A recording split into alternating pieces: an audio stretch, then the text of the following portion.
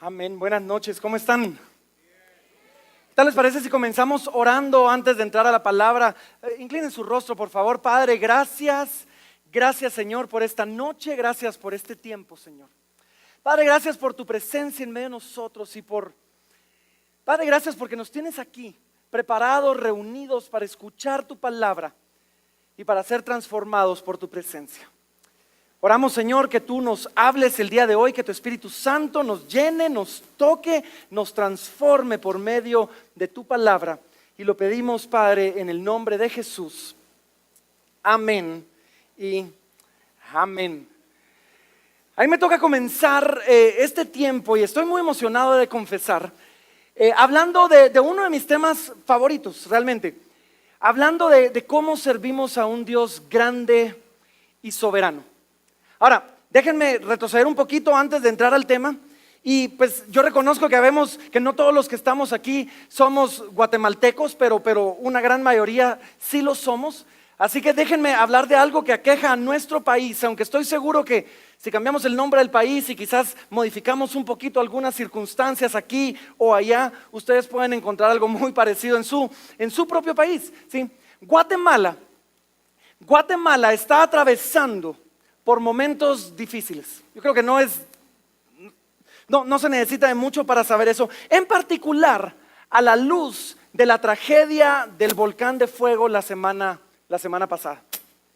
Y estos momentos difíciles han expuesto no solo la vulnerabilidad del sistema, del gobierno, de la infraestructura, de la sociedad en general. También han expuesto la vulnerabilidad de nuestros propios corazones a la hora de enfrentar momentos difíciles, a la hora de enfrentar tragedias y dolor y sufrimiento, a la hora de enfrentar algo duro y complicado.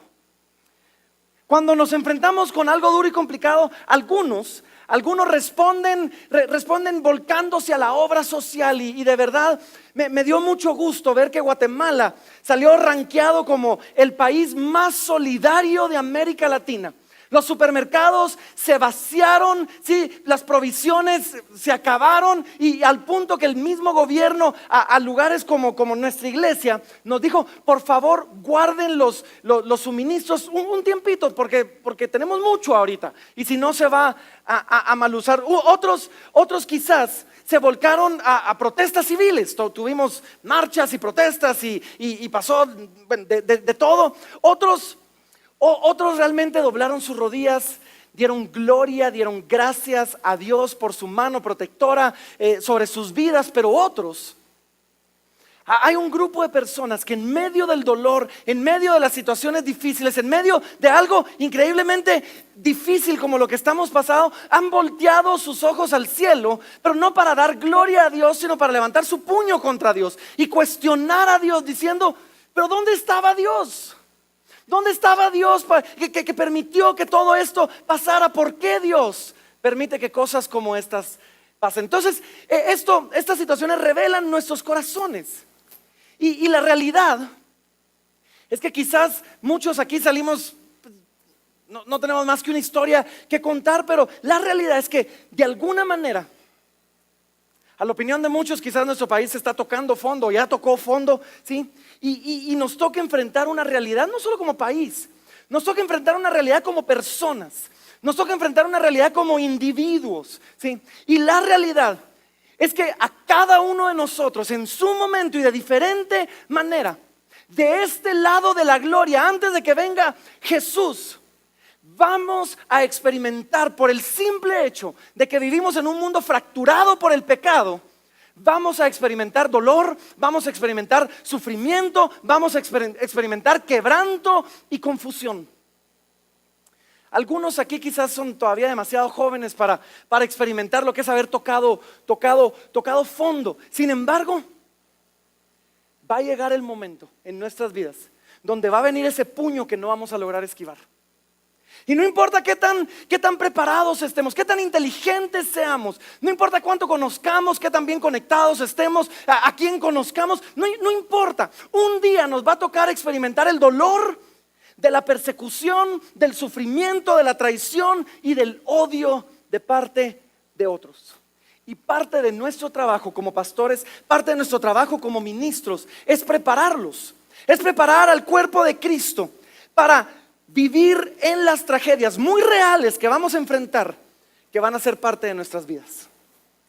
Porque como decía hace un momentito, va a llegar el momento donde no nos lo podamos quitar, donde ese puño finalmente nos va a dar donde nos duele. Y no importa qué tan infladas estén nuestras billeteras, ni qué tan organizadas estén nuestras agendas, o qué tan sano comamos, o qué tanto nos ejercitemos, y nada de esto es malo, nada de esto es malo. Pero no importa, un día las pruebas de la vida van a llegar a tocar a nuestra puerta. Y necesitamos estar preparados para eso. Y saben, la Biblia, la palabra de Dios, está repleta, está llena de ejemplos de hombres y mujeres de Dios que tuvieron que enfrentar situaciones difíciles. Solo imaginen por un momentito a Adán y Eva. Lo que es un día amanecer, yo sé que ellos pecaron y todo, pero lo que es un día amanecer para darse cuenta que uno de tus hijos mató a tu otro hijo y que este que lo mató fue expulsado por Dios de la tierra para nunca verlo jamás. Imagínate un momentito lo que sería ser Abraham, caminando monte arriba con un cuchillo en la mano y con tu hijo amado en la otra mano para obedecer un mandamiento imposible de obedecer. Imagina por un momento a José. Imagínate lo que es ser José. Un día tus hermanos que de por sí ya te la hacían difícil, te echan en un lugar y escuchas cuando hablan de matarte. Y escuchas cuando hablan y tú ya estás esperando. En cualquier momento van a decir que es una broma, como miles que me han hecho antes. Solo para descubrir que uno de ellos tuvo misericordia y en vez de matarte te vendió como esclavo. Imagina por un momentito a Daniel. Lo que es ser arrebatado de tu casa, arrebatado de tu pueblo para crecer, sí, en el palacio del rey, pero de un rey que está oprimiendo y que ha castigado y que ha conquistado a tu nación. Y para que después, conforme vas siendo levantado, te echen al foso de los leones. Imagina a Pablo, que fue prácticamente abandonado y traicionado por todos los que lo acompañaban, después de haber dado su vida, su sangre, sudor, lágrimas y todo por el evangelio.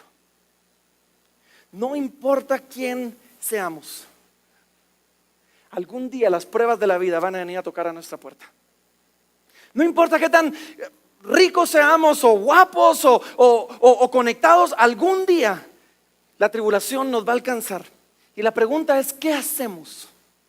¿Qué hacemos? ¿A dónde corremos cuando las cosas no salen como esperábamos? ¿A dónde vamos? ¿Qué hacemos cuando yo tenía un plan y resultó que la cosa era completamente distinta? ¿A dónde corremos? Hay una historia en la palabra de Dios a la que los quiero llevar el día de hoy. Y es la historia de algunos de los apóstoles del Señor, en particular Pedro y Juan. Y es una historia fantástica realmente, porque nos cuenta un momento en la vida de los discípulos donde se enfrentaron con la realidad de que aún siendo los apóstoles del Señor, aún siendo estos hombres poderosos, ungidos por el Espíritu Santo, que habían caminado con el Cristo resucitado, les tocó darse cuenta que eso no los libraba. Y comienzan a predicar ellos el evangelio. Y un día llegan a la puerta del templo llamado La Hermosa, creo que algunos conocen la historia. Y había un hombre cojo de nacimiento ahí. Y cuando se acercan, él los voltea a ver y les pide una limosna. Y Pedro y Juan lo miran a los ojos y le dicen: no tengo ni oro ni plata, pero lo que tengo te doy. Yo imagino que él decía: ¿qué es esto? En el nombre de Jesús, levántate y anda. Y este hombre se le enderezan las piernas, comienza a caminar y la historia se vuelve viral. ¿Sí? Todos estaban hablando de eso. Cada camello en Jerusalén tenía un rótulo que contaba la historia. O sea, la historia de verdad se volvió viral. Y cuando la cosa se comienza a salir de control, los sacerdotes y los principales sacerdotes los arrestan, los mandan a traer y los traen delante del concilio. Y los comienzan a amenazar y a indagar por qué habían hecho esto, en el nombre de quién. Y cuando ellos están ahí, tienen un momento glorioso, ¿sí? Donde ellos les dicen: ya no sigan predicando. Y los sacerdotes y Pedro y Juan, básicamente contestan y le dicen: ¿y a quién vamos a obedecer? ¿A Dios o a los hombres? yo no sé, si hubiera sido ellos, les hubiera dicho lo que ustedes digan y después hagan lo que quieran. Pero no, ellos fueron valientes. ¿A quién vamos a obedecer? ¿A Dios o a los hombres? No es justo obedecer a los hombres antes que a Dios. Y entonces los amenazan y los dejan ir. Y cuando los dejan ir, ellos van regresando a los suyos. Y cuando se reúnen con los suyos, se regocijan y comienzan a orar. Y quiero que veamos esta oración, porque esta es una oración maravillosa, donde vemos nosotros cómo estos hombres de Dios, a la hora de enfrentar algo confuso, algo difícil, pues estábamos haciendo las cosas bien, ¿por qué nos amenazan? O sea, oran. Y quiero que todos veamos cómo oran y qué es lo que oran. Así que si tienes tu Biblia, acompáñame, Hechos capítulo número 4. Hechos capítulo número 4, vamos a comenzar en el versículo número 23 y comienza la historia diciendo así, dice: y puestos en libertad, vinieron a los suyos y contaron todo lo que los principales sacerdotes y los ancianos les habían dicho. Y ellos, habiéndolo oído, alzaron unánimes la voz. Ellos van con los suyos, se reúnen, comienzan a orar. Y cuando oran, ¿qué hubiéramos orado tú y yo?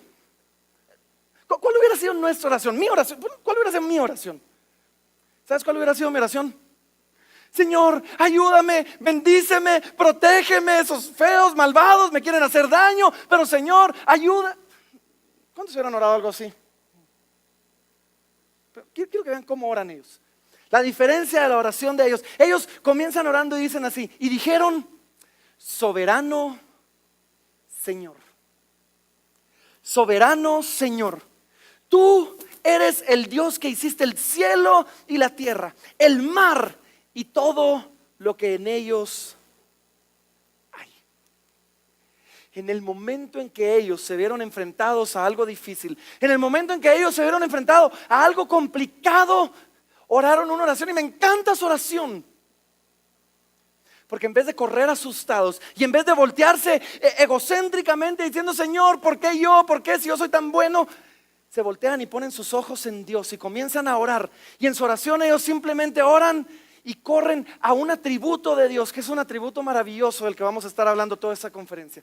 Ellos corren a la soberanía de Dios y doblan sus rodillas y levantan sus ojos y comienzan su oración simplemente diciendo: soberano Señor. ¿Saben qué es esto? Dios grande que está en control. Soberano Señor, Dios que no solo eres el creador de todo lo que hay, sino eres el que dirige a los reyes y las naciones para que hagan tu voluntad. Soberano Señor, soberano Señor, Dios que no solo está en control, que ha provocado que las cosas pasen para cumplir los propósitos que tú habías determinado desde antes de la fundación del mundo. Soberano Señor, Dios que ha movido y dirigido la historia de la humanidad a través de las edades para llevarnos hasta este momento. Ojalá oráramos todos así, ¿o no? Ojalá comenzáramos toda nuestra oración así. Y cuando hablamos de la soberanía de Dios, déjenme dar una breve, quizás no exhaustiva definición, pero espero muy reveladora definición de lo que es la soberanía de Dios. La soberanía de Dios, la providencia de Dios, es el entendimiento de que de alguna manera Dios está tejiendo cada hilo de la realidad para la mayor demostración de su gloria y el bienestar de su pueblo. Déjenme repetir eso porque no sé si lo escucharon. ¿Sí? La providencia de Dios es el entendimiento de que de alguna manera que quizás no entiendo, Dios está tejiendo cada hilo de la realidad para la mayor demostración de su gloria y el beneficio de su pueblo. La soberanía de Dios es entender que en la economía de Dios nada se desperdicia y está siendo usado para tejer un hermoso tapiz que cuenta la historia de la redención de Dios. Soberano, soberano Señor. Verás, Dios trabaja de dos maneras. Dios trabaja por un lado con la mano visible de su poder, y por el otro lado Dios trabaja con la mano invisible de su providencia. Y ambas componen la obra de Dios, formando una historia redentora, una historia para la gloria de su nombre, una historia para el gozo de sus hijos y una historia que en este momento de nuestra historia los discípulos se dan cuenta y la ven. Y de repente sus ojos son abiertos y ellos se dan cuenta que esa historia se está desarrollando delante de sus ojos. Que lo profetizado se había cumplido, que todo está pasando de acuerdo a un plan y que ellos están en medio de esa historia. ¿Verán? La mano visible de su poder es fácil, es visible. La mano visible de su poder es maná cayendo del cielo. O sea, lo podemos ver, lo podemos tocar. La mano visible de su poder es el mar siendo abierto, los paralíticos siendo levantados, Jesús resucitando de los muertos. La mano visible de su poder es un enfermo siendo sanado en nuestras congregaciones, un matrimonio que ya no tenía esperanza siendo restaurado. Esa es la mano visible de su poder. Pero la mano invisible de su providencia, eso es lo que los discípulos están a punto de comprender. Y están a punto de tener un momento de revelación donde de repente van a voltear a ver y van a decir: sí, pues, ahí está. Y miren, sigamos leyendo. Dice versículo 25, dice: ellos están orando y dice: soberano Señor, tú que creaste el cielo y la tierra y todo lo que en ellos hay. 25 dice: que por boca de David tu siervo dijiste, ¿por qué se amotinan las gentes y los pueblos piensan cosas vanas? Se reunieron los reyes de la tierra y los príncipes se juntaron en uno contra el Señor y contra su Cristo. O sea, ellos en este momento, sus ojos son abiertos y dicen: pero si David lo profetizó. David profetizó que la gente se iba a amotinar y que los pueblos y que los reyes de la tierra se iban a levantar y se iban a juntar a uno contra su Cristo. David profetizó esto. Y miren lo que pasa, versículo 27 dice: porque verdaderamente se unieron, lo vieron en este momento, porque verdaderamente se unieron en esta ciudad contra tu santo Hijo Jesús, a quien ungiste, Herodes y Poncio Pilato, con los gentiles y el pueblo de Israel. Y miren esto, para hacer, y esto es lo lindo de ese momento donde Dios les permite ver esa mano invisible de su providencia tejiendo la historia. Dice: para hacer cuanto tu mano y tu consejo habían antes determinado que sucediera. En este momento los ojos de los discípulos son abiertos para ver lo que Dios ha estado haciendo, y ellos se dan cuenta y dicen: wow, Dios ha estado activo. ¿Sí? Dios no nos había dejado, Dios no nos había abandonado, las cosas no se habían escapado del control de Dios. Sí, en algún momento lo creímos cuando se lo llevaron y lo arrestaron. En algún momento pensamos que las cosas se habían ido de control cuando lo llevaban con la cruz y cuando lo crucificaron y cuando murió. Dijimos: wow. Pero ellos se dan cuenta y dicen: pero todos, Herodes, Poncio Pilatos, todos pensaron que estaban haciendo lo que ellos querían hacer, sin darse cuenta que estaban haciendo lo que tu mano y tu consejo habían antes determinado que sucediera. Los discípulos se dan cuenta en este momento que lo que ellos creían que se había ido del control de Dios era parte del plan de Dios. Y cuando tú te das cuenta de esto, es algo glorioso. Que lo que tú creías que se había ido del control de Dios era parte del plan de Dios. Que todo lo que había pasado en los últimos meses, Herodes, Poncio Pilatos, todo lo que había pasado con los gentiles y el pueblo de Israel, había sido determinado para hacer algo grandioso. Ellos se dan cuenta que todo lo que había pasado en la historia, desde Adán, Moisés, David, Daniel, los profetas, todo apuntaba a Jesús y a ese momento que ellos estaban pudiendo vivir en la historia del plan de la redención de Dios y del que ahora estaban pudiendo dar testimonio. Y cuando vieron eso, cuando ellos voltearon a ver para darse cuenta de lo que Dios había estado haciendo con su mano invisible de su providencia, entonces a la hora de orar voltean y dicen: soberano Señor, soberano Señor, nada, miren, nada. Eso es lo que ellos se estaban dando cuenta. Eso es lo que quiero que tú y yo nos demos cuenta. Nada se escapa del control soberano de Dios. Nada se escapa de su voluntad. Él hace todo conforme al designio de su voluntad. Él hace todas las cosas conforme al propósito del designio de su voluntad, como dice en Efesios. Él es el Dios que controla la naturaleza. Él es el Dios que manda al cielo dar la lluvia. Él es el Dios que manda a la tierra temblar. Y sí, Él es el Dios que manda a los volcanes a explotar, aunque en un momento tan difícil como este nos cueste verlo. Él es el Dios que no solo controla la naturaleza, es un Dios que está en control de todo. Los animales responden a su voz. Es un Dios que controla el destino de las naciones. Mañana voy a compartir un poco de esto, cómo Él levanta reyes, incita reyes para hacer lo que su propósito quiere que hagamos, para llevar a cabo sus planes, y mueve las naciones conforme a su voluntad. Él es el Dios, dice la Biblia, que aún Él controla la suerte y el azar. Esa es la soberanía de Dios. Un Dios que controla absolutamente todo, cada aspecto de nuestras vidas. La palabra de Dios dice esto en el libro de Jeremías capítulo 10 y versículo 23. Jeremías dice: conozco, oh Jehová, que el hombre no es señor de su camino, ni del hombre que camina es el ordenar sus pasos. Soberano Señor, Dios que controla todo, Dios que movió a Herodes y a Poncio Pilatos, Dios que controla a los reyes, Dios que controla las naciones, Dios que controla mi vida y tu vida, cada detalle de ella, aún aquello que en este momento quizás consideramos como malo.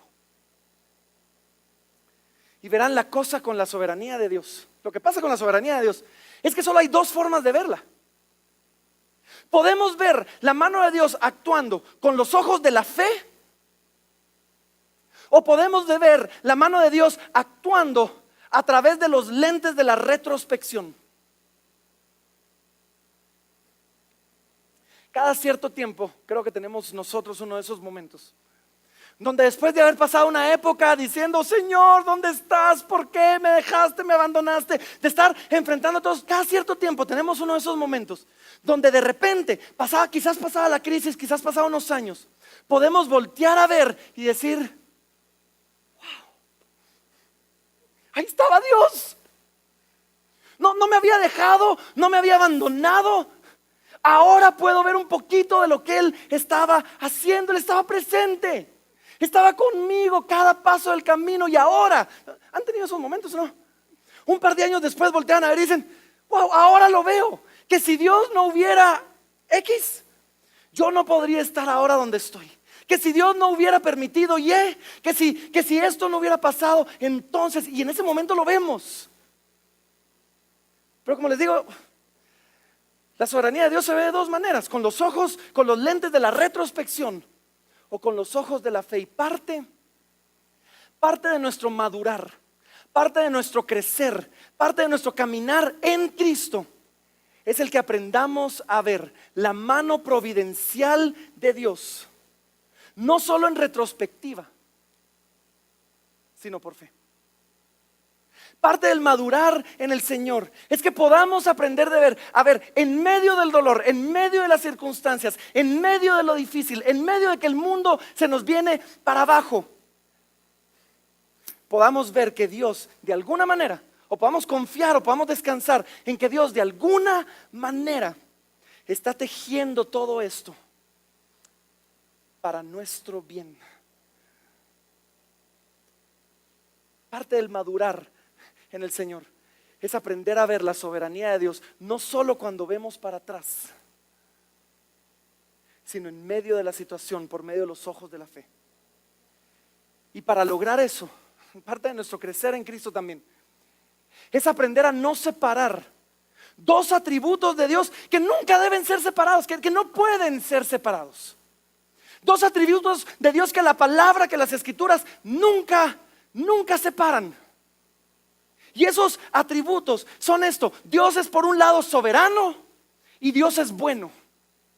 Dios es un Dios que está en control de todo, y Dios es un Dios que está en favor de su pueblo. Porque si separamos estos dos, si separamos la soberanía y el poder soberano y el control soberano de Dios del amor y la compasión y la misericordia de Dios, vamos a tener ya sea a un Dios impotente que no puede hacer las cosas, o un Dios insensible que pareciera no importarle a la gente. Porque verán, si tenemos a un Dios soberano que controla todo, pero no es bueno, eso nos debería dar terror. Alguien que tiene poder ilimitado y que no le importamos, eso es horrible, ¿o no? Eso hace de Dios un Dios insensible. Pero si tenemos a un Dios amoroso que no es soberano, es un Dios incapaz. ¿Para qué oramos a un Dios que no puede hacer todo? ¿Para qué oramos a un Dios que no puede controlar todo? Y verás, la palabra de Dios nos enseña una y otra vez que Dios es mucho más soberano de lo que nunca podremos comprender. O sea, los cielos de los cielos no lo pueden contener. Tú y yo nunca vamos a terminar de comprender todos los aspectos y todas las implicaciones de la soberanía de Dios. Él es mucho más soberano y sabes, eso es bueno. Si tuviéramos a un Dios que podemos comprender completamente, reducir y meter en nuestra cabeza, no es Dios. Pero por el otro lado tenemos a un Dios que es mucho más bueno de lo que podemos imaginar. Y en Cristo, en la cruz del Calvario, en el mensaje glorioso del Evangelio de Jesucristo, Él lo ha demostrado una y otra vez, que siendo aún nosotros pecadores, Cristo murió por nosotros. Siendo nosotros pecadores, Cristo murió por nosotros. Y cuando entendemos esto, cuando comenzamos a comprender la manera en que Dios obra, cuando comenzamos a ver a un Dios que está soberanamente en control de todo, nuestra manera de ver a Dios cambia. Nuestra manera de ver la vida cambia y nuestra manera de orar cambia. Y quizás nos encontremos orando como estos discípulos en este momento, doblando nuestras rodillas aún en un momento difícil, levantando las manos y diciendo: soberano Señor. Soberano Señor. Verás, cuando entendemos todo eso, nuestra confianza cambia. Y la manera de enfrentar las cosas va a cambiar. Y los discípulos continúan su oración y terminan orando de una manera maravillosa. Porque después de haber comenzado orando, soberano Señor, miren cómo terminan ahora. Ellos levantan las manos y dicen: y ahora, Señor, mira sus amenazas. Mira sus amenazas, versículo 29. Y concede a tus siervos que con todo denuedo hablen tu palabra, mientras extiendes tu mano para que se hagan sanidades y señales y prodigios mediante el nombre de tu santo Hijo Jesús. Los discípulos cuando ven, solo imaginen este momento. De repente ellos se dan cuenta y dicen: wow, hemos estado orando en contra de la voluntad de Dios todo este tiempo. Porque cuando llegaron a prender a Jesús en el jardín de Getsemaní, oramos: Señor, que no lo puedan arrestar, y lo arrestaron. Y después cuando lo estaban arrestando dijimos: Señor, ahora que lo liberen, y no lo liberaron. Y cuando lo juzgaron dijimos: ahora, Señor, le va a hablar a este rey, y no le habló. Y después cuando lo crucificaron dijimos: este sí es el momento. Este sí es el momento. Ahora, Señor, líbralo de la cruz, y murió.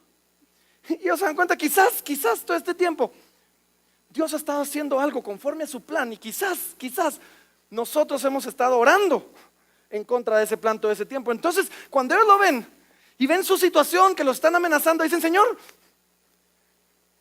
no sabemos qué orar, porque sabemos que tú has usado todo esto que considerábamos malo para tu gloria. Así que, Señor, considera sus amenazas. Mira sus amenazas, considera sus amenazas. No sabemos qué pedir, nos gustaría que no nos amenazaran, nos gustaría que no nos fuera mal, pero sabes que en medio de todo esto, considera sus amenazas, mientras nosotros simplemente vamos a decidir confiar en ti. Ahora, para nosotros hoy, la pregunta no es si algún día vamos a enfrentar algo difícil. La pregunta es cuándo y la pregunta es cómo. Y aquí es donde todo esto se vuelve increíblemente práctico. Hay gente que cree que la teología no es práctica. Aquí es donde todo esto se vuelve increíblemente práctico. Porque ¿cómo podemos prepararnos para esos inevitables e inesperados momentos de crisis? Y sabes, todo regresa a la soberanía de Dios. Todo regresa a la bondad de Dios.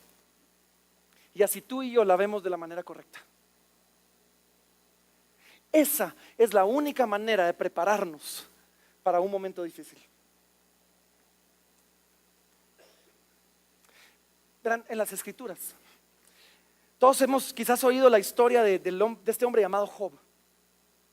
Un hombre piadoso, un hombre de Dios. Quizás le fue peor que a cualquiera otro en las Escrituras. Y cuando se le viene su mundo abajo y sus hijos mueren y sus campos son saqueados y su ganado es muerto, cuando todo su mundo se le viene abajo, él recibe a unos amigos con los que tiene terribles conversaciones durante 39 capítulos. Y durante 39 capítulos de preguntar por qué, no recibe ninguna respuesta. Y en los últimos 4 capítulos, capítulo 38 al 41, en los últimos 4 capítulos del libro de Job, Dios finalmente aparece. Y cuando Dios finalmente aparece, ¿saben? Él no le responde por qué. Dios finalmente aparece con una respuesta gloriosa. Y es una revelación increíble de quién es Él. Y Dios comienza a preguntarle, dice, ahora yo preguntaré. Y le comienza a preguntar, ¿dónde estabas tú cuando yo hice esto y cuando yo aquello? ¿Dónde estabas tú cuando ordené el cielo? Cuando le dije a los vientos, ¿dónde estabas tú cuando le puse el límite al mar? Y comienza durante 4 capítulos una revelación gloriosa de quién es Dios. No hay un porqué. Hay solamente una revelación de este soy yo. ¿Qué le da Dios a Job? ¿Saben qué le da Dios a Job? Le da una visión más grande de quién es Él. Y cuando Dios le da a Job una visión más grande de quién es Él, vemos a Job orando en el capítulo 42 diciendo, Señor, conozco que todo lo puedes, que mi pensamiento no lo puedo esconder. Y hablaba lo que yo no entendía. Yo andaba filosofando de que si esto y si lo otro. No tenía ni idea de lo que estaba hablando. Pero ahora, dice, mis ojos te ven y me arrepiento en polvo y ceniza. ¿Qué necesitamos tú y yo? Esto es lo que necesitamos tú y yo. Esto es lo que necesitamos tú y yo. Si hemos de enfrentar el dolor y el sufrimiento, si hemos de enfrentar las situaciones difíciles de la vida, bien. ¿Qué necesitamos tú y yo? Necesitamos tú y yo una mayor visión de quién es Dios. Tú y yo necesitamos una mayor visión de su soberanía. Y tú y yo necesitamos una mayor visión de su misericordia. Y eso es increíblemente práctico, porque eso es lo único que te va a levantar, eso es lo único que te va a sostener, eso es lo único que te va a guiar en medio de las situaciones de dolor. Saber que tú dices, no tengo ni idea qué estás haciendo, pero sé que estás haciendo algo porque tú estás en control de todo. Y en eso podemos descansar. Así que ¿cómo ves a Dios? ¿Cómo ves su soberanía? ¿Cómo ves las promesas de su palabra que Él ha hecho en nuestras vidas y que Él ha prometido? ¿Cómo ves su misericordia y su amor? Tu teología alrededor de la soberanía de Dios y del Evangelio son increíblemente relevantes y son increíblemente prácticas para enfrentar cualquier cosa que la vida te ponga enfrente. Y es mi oración que durante este tiempo, es mi oración que durante este evento podamos crecer un poco y nuestra visión de Dios pueda ampliarse para ver a un Dios que es genuinamente y verdaderamente e increíblemente e infinitamente soberano y al mismo tiempo infinitamente amoroso. Así que bienvenidos a este congreso, todo por el Evangelio, donde vamos a hablar precisamente de la soberanía de Dios y de su misericordia mostrada a través del Evangelio. Vamos a orar.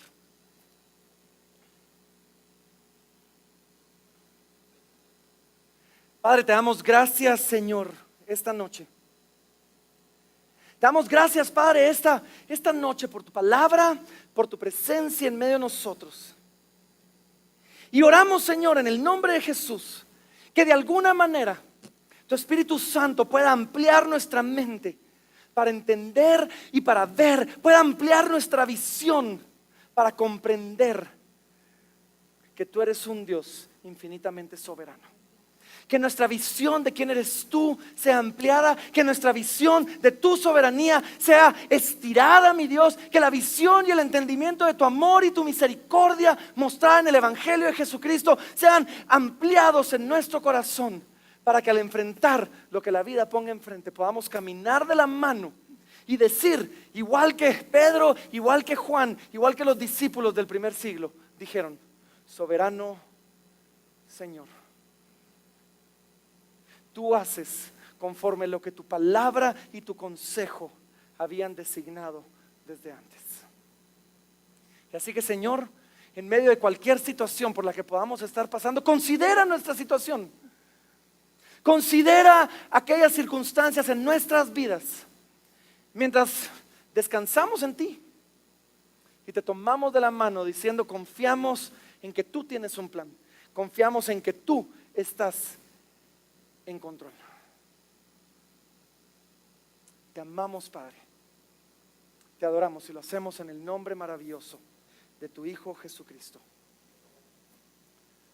Amén y amén. Dios los bendiga.